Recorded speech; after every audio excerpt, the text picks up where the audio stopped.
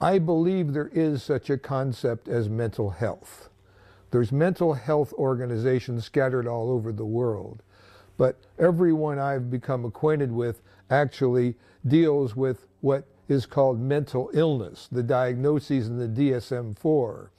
And almost always these mental health organizations suggest strongly that the people who are diagnosed as mentally ill have take some kind of prescribed drug like Prozac or Zoloft or drugs like that for whatever their diagnosis is. Well, I've been in this business a long time, and I've learned through the years, and I'm not really a member of the psychiatric establishment, even though I'm a board-certified psychiatrist.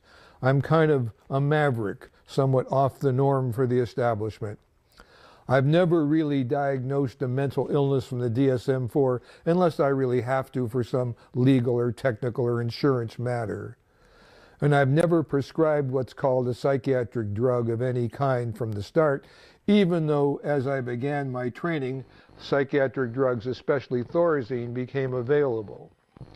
Because what I began to believe, and more believe as all the years have gone on, because I've been doing this for a long time, that there's really only one problem that brings people to a psychiatrist's office, a counselor's office, a psychologist, a social worker. As far as I'm concerned, we're all mental health professionals.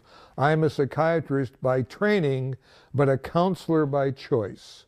I identify very strongly with the American Counselors Association and what they're trying to do, because I've never done anything except counsel. But part of my counseling, as you'll see later on when I talk about how I counsel, it now includes choice theory, which is a very important part of what I do.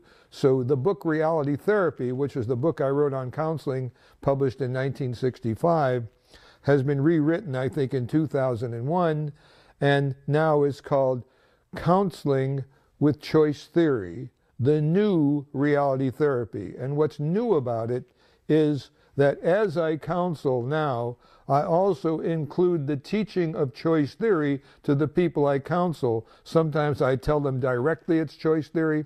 Sometimes I just teach it because I think telling them it's a theory might not go right at that particular moment. But I'm really including choice theory in what I do.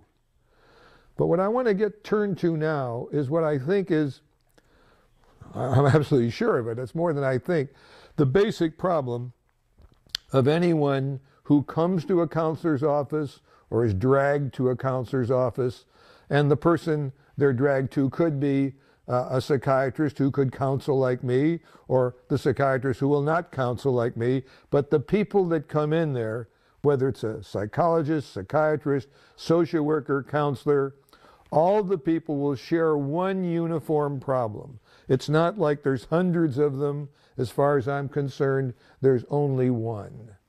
And that problem is every person I've ever counseled. And I've talked to a lot of other people that counsel and asked them if they've ever had anyone who didn't have this problem, and they've all said no, they all have the problem. And the problem, it sounds simple. It sounds too simplistic for a deep field like ours.